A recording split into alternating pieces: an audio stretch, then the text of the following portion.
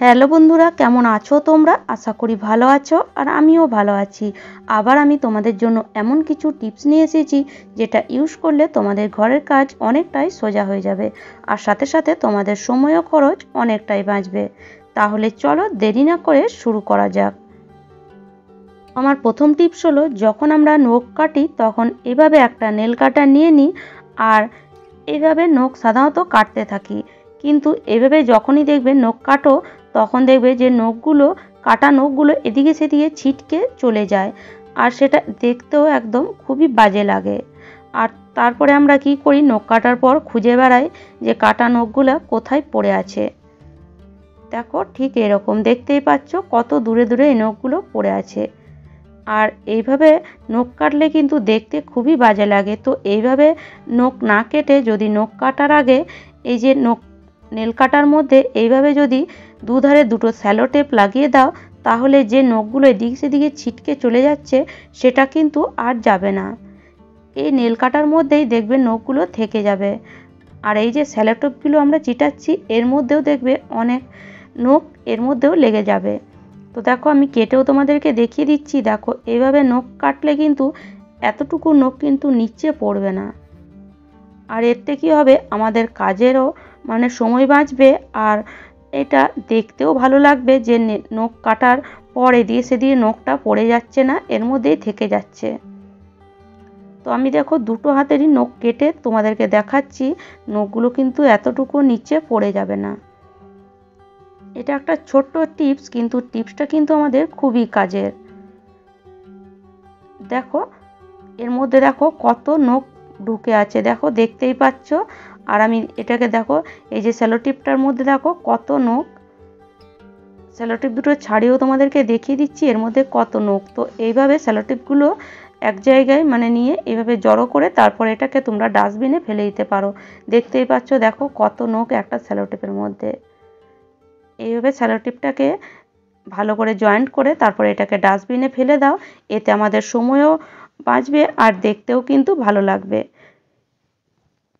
নখ কাটার পর দেখবে অনেক নখ ঠিকঠাক করে কাটা হয় না আর একটা খসখস করে, যেটা যদি আমাদের কোথাও শরীরে লাগে, বিশেষ করে গালে বা হাতের মধ্যে যদি লাগে, দেখবে সেই জায়গাটা কিন্তু চিড়ে যায় বা কেটে যায়। তো নখ কাটার পরে এইভাবে নেল কাটার মধ্যে দেখবে মাঝখানে একটা এরকম ব্লেড থাকে, এই ব্লেডের মধ্যে এইভাবে একটু নখগুলো ঘষে নাও, তাহলে দেখবে নখগুলো একদম প্লেন হয়ে যাবে আর যে খসখসে ভাবটা থাকে সেটা কিন্তু একদমই চলে যাবে। এতে নখগুলো ভালোভাবে শেপও হয়ে যাবে আর আমাদের নখ কাটার পর যে এদিক সেদিকে একটু কেটে যায় বা চিড়ে যায় সেটা কিন্তু আর হবে না। তো আশা করছি টিপসটা তোমাদের অনেক কাজে আসবে। স্যালো টেপ তো আমরা ব্যবহার করি, কিন্তু ব্যবহার করার পর এইভাবে একে রেখে দিই, কিন্তু পরে যখন আমরা আবার স্যালো টেপটাকে ব্যবহার করি তখন তার প্রথম যে স্যালো টেপ প্রথম যে ঘরটা এই যে এটাকে আমরা কিন্তু খুঁজেই পাই না। এটা খুঁজতে খুঁজতে 10 মিনিট এই দিকেই চলে যায়। তো যদি যখনও স্যালো টেপ ব্যবহার করবে তখন এভাবে যদি এর মধ্যে একটা টুথপিক লাগিয়ে রেখে দাও, তাহলে এই যে খুঁজে পাওয়ার একটা যে ঝামেলা সেটা কিন্তু আর হবে না। তো আশা করছি টিপসটা কাজে আসবে। রুটি বেলার জন্য তো বেলন চাকি তো আমাদের দরকারই হয়, কিন্তু আজকে আমি দেখাবো বিনা বেলন চাকিতেও তোমরা রুটি কত সহজে বেলে নিতে পারো। অনেকেই কাজের থ্রুতে বা পড়াশোনার জন্য বাইরে থাকে, তো সব সময় তো বেলন চাকি বা সব জিনিস নিয়ে যাওয়া সম্ভব হয় না বা কেনাও সম্ভব হয় না। তো যদি এইভাবে তোমাদের কাছে দুটো থালা থাকে তাহলে খুব সহজেই কিন্তু তোমরা রুটি বেলে নিতে পারবে। তো দেখো এখানে আমি দুটো থালা নিয়ে নিয়েছি আর একটা থালাকে এইভাবে উল্টে দিয়েছি।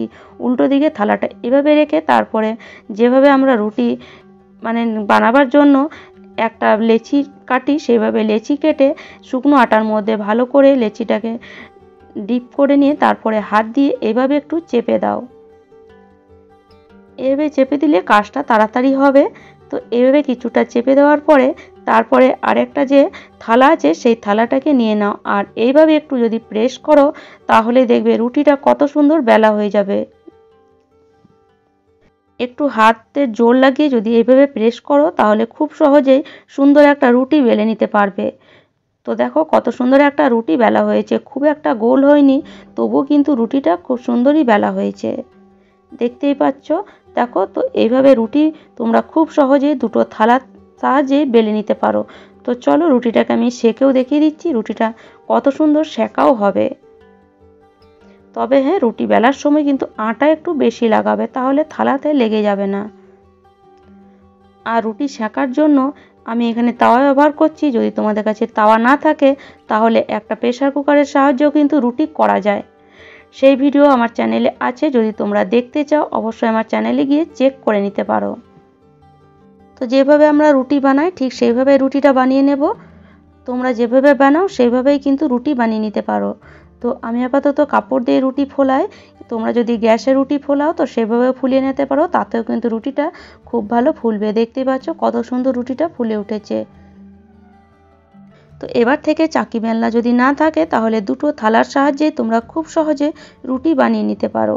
তো আশা করছি টিপসটা খুবই তোমাদের কাজে আসবে। আমার পরের টিপস হলো, যখন আমরা রুটি বানিয়ে এইভাবে হটপটের মধ্যে রাখি তখন দেখবে হটপটের সবথেকে নিচের রুটিটা একদম ভিজে যায় আর উপরের রুটিটাও ভিজে যায়। তো যখনই রুটি বানাবে তখন হটপটে না রাখে আগে চা ছাঁকনির মধ্যে রেখে দাও। তো দেখো এখানে আমি রুটি বানিয়ে তোমাদেরকে দেখিয়ে দিচ্ছি। এই যে একটা রুটি বানালে, এই একটা রুটি বানিয়ে তারপরে এরকম একটা ছাঁকনি নিয়ে নাও, এর মধ্যে এইভাবে রুটিটা রেখে দাও। আবার একটা রুটি বানাও, তারপরে আবার এই রুটিটাকে নিয়ে ওই ছাঁকনিটার উপরে আবার এইভাবে রেখে দাও। এইভাবে পরপর 4 থেকে 5টা রুটি রেখে তারপরে এই রুটিটাকে হটপটে রাখো।